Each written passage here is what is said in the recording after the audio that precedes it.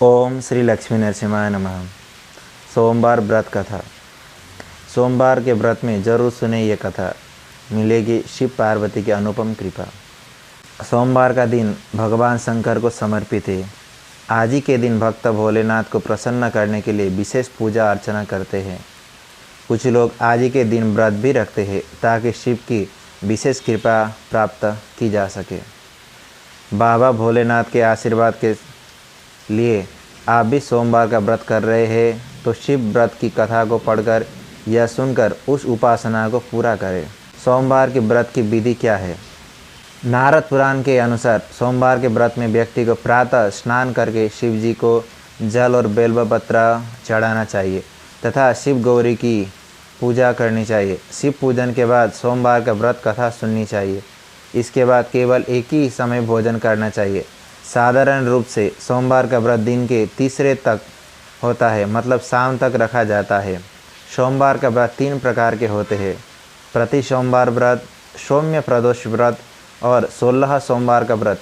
इन सभी व्रत के लिए एक ही विधि होती है। तो आइए सोमवार की व्रत कथा का आनंद लें। सोमवार व्रत कथा। एक समय की बात है, किसी नगर में एक साहूकार रहता था। उसके घर में धन की कोई कमी नहीं थी, लेकिन उसकी कोई भी संतान नहीं थी। उसी कारण वह बहुत ही दुखी रहता था। पुत्र प्राप्ति के लिए प्रत्येक सोमवार को वह व्रत रखता था और पूरी श्रद्धा के साथ शिव मंदिर में जाकर भगवान शिव और माँ पार्वती का पूजन करता था। उसकी भक्ति देखकर एक दिन माँ पार्वती प्रसन्न हो गई और भगवान शिव से उस साहूकार की मनोकामना पूर्ण करने का आग्रह किया।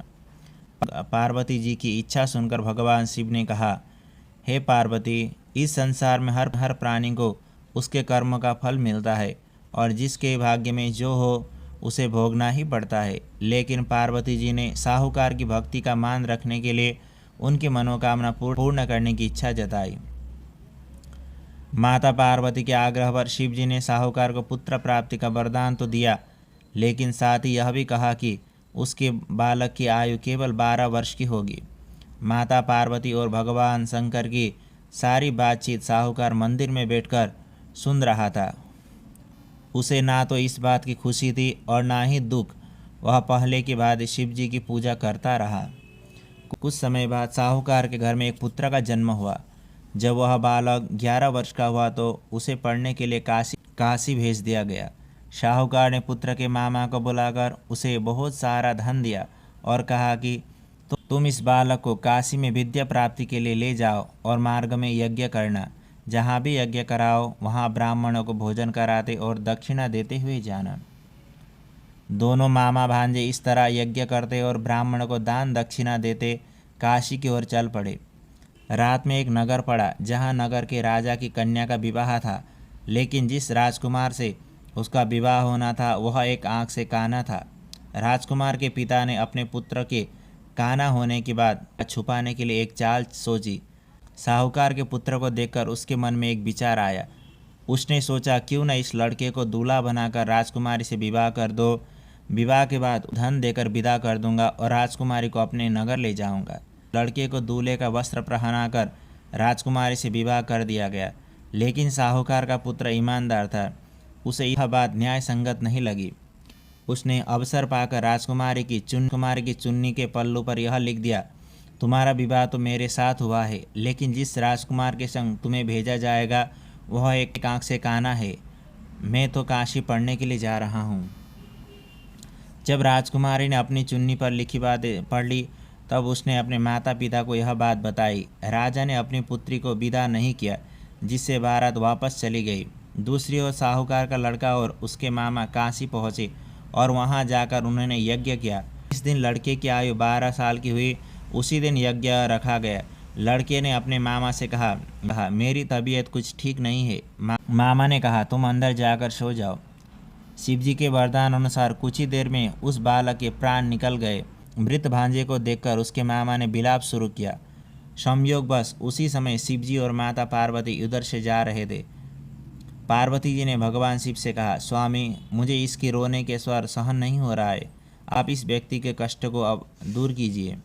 जब शिवजी मृत बालक के समीप गए तो वह बोले, कि यह तो उसी साहूकार का पुत्र है जिसे मैंने 12 वर्ष की आयु का वरदान दिया।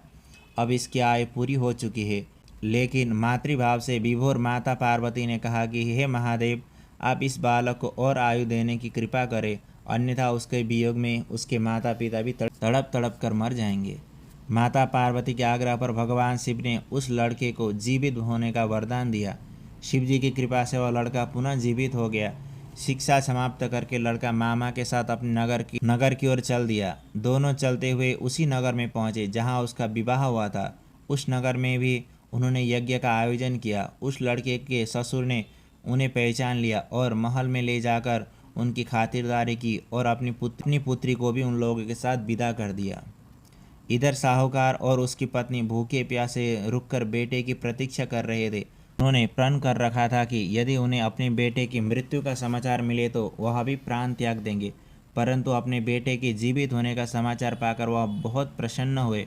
उसी रात भगवान शिव ने व्यापारी को सपने में आकर कहा, हे श्रेष्ठा, मैंने तेरी सोमवार के व्रत करने की और व्रत कथा सुनने से प्रसन्न होकर तेरे पुत्र को लंबी आयु प्रदान की है। इसी प्रकार जो कोई सोमवार का व्रत करता है या भगवान की कथा सुनता है और पढ़ता है, उसके सभी दुख दूर होते हैं और समस्त मनोकामनाओं की पूर्ति होती है।